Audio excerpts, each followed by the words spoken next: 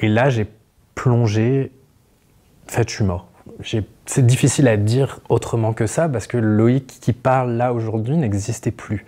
On appelle ça la dilution totale de l'ego, la petite mort, parce que clairement, il n'y avait que lumière, il n'y avait qu'amour. Je faisais partie intégrante de cette lumière, de cet amour.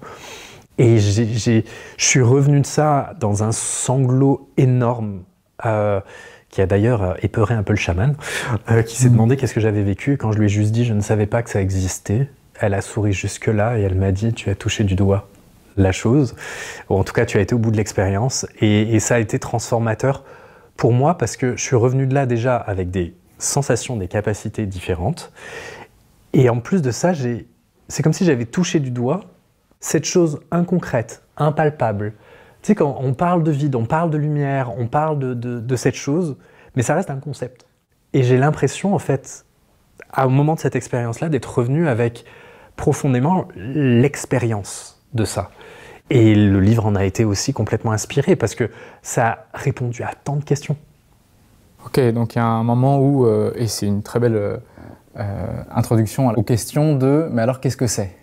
C'est ça. Les questions peuvent venir, et justement on est sur Backlist TV, du coup il y a un moment où on peut se poser la question de « mais alors, comment est-ce qu'on peut amener un petit peu de discernement, on va dire, scientifique dans toutes ces expériences-là qui sont plus vraies que la vérité pour celui qui l'expérimente, mais qui peuvent amener une série d'interrogations et nous placer sur différentes hypothèses, parce qu'il y a pas mal de personnes qui se posent ces questions-là aussi, qui proposent des choses. Et je trouve dans le livre, pendant longtemps, on a relégué ces connaissances au rang de médecine arriérée, parce que là tu fais référence à des médecines chamanes, il y a toutes sortes d'autres médecines sur la planète qui utilisent ce que j'ai envie d'appeler les pouvoirs de la conscience.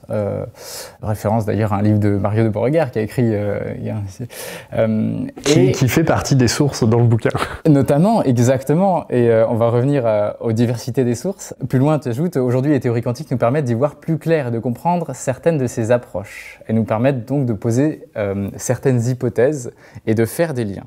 Alors, juste avant qu'on démarre, déjà, qu'est-ce que c'est que la physique quantique? Qu'est-ce que c'est que la naturopathie? Et puis, qu'est-ce que c'est que la naturopathie quantique? La physique quantique, c'est pour moi une nouvelle paire de lunettes sur la physique. C'est-à-dire qu'on a la physique très matérialiste, qui a été basée sur certaines hypothèses, qui ont atteint une certaine forme de limite, et de ça, s'en est découlé une physique de l'infiniment petit. Mais ça a été le début, parce qu'on parle de la première quantification, ensuite il y a la seconde quantification. Donc au début, la physique quantique, c'était la physique de l'infiniment petit. On s'est rendu compte que dans l'infiniment petit, les lois de la physique classique ne tenaient pas. Il se passait d'autres choses, il se passait des étrangetés, des bizarreries, qui, avec le temps, ont été observées, plus dans l'infiniment petit, mais à un niveau beaucoup plus gros, que ce soit sur des acides aminés, sur des antibiotiques. Donc là, on n'est plus dans l'infiniment petit. Donc, en tout cas, la manière dont je définis la physique quantique, c'est un nouveau regard sur la physique, basé sur de nouvelles hypothèses qui nous permettent d'expliquer le monde autrement, une nouvelle forme d'explication.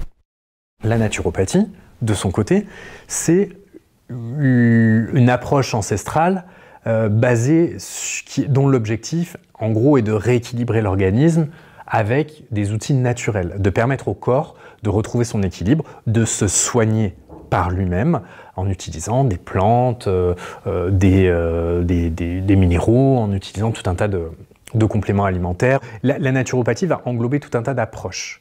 On va avoir l'herboristerie, on va avoir l'homéopathie, on va avoir... Bon, la naturopathie, c'est ça, c'est se soigner de manière naturelle. Sauf que les plantes, à un moment, je me suis posé la question, moi qui suis énergéticien et qui finalement peut interagir avec l'invisible, bah, la plante, si je la découpe puis que j'en arrive à l'infiniment petit, bah, elle suit les règles de la physique quantique. Et finalement, tout suit les règles de la physique quantique. Tout va suivre ses lois et ses hypothèses. Et en fait, la naturopathie quantique, elle est née justement de ce pont, comme on disait tout à l'heure, de mes interactions très matérialistes avec le côté corpusculaire ou au côté moléculaire, on va dire ça comme ça, donc très matériel, et avec cette autre chose qui est plus fréquentielle.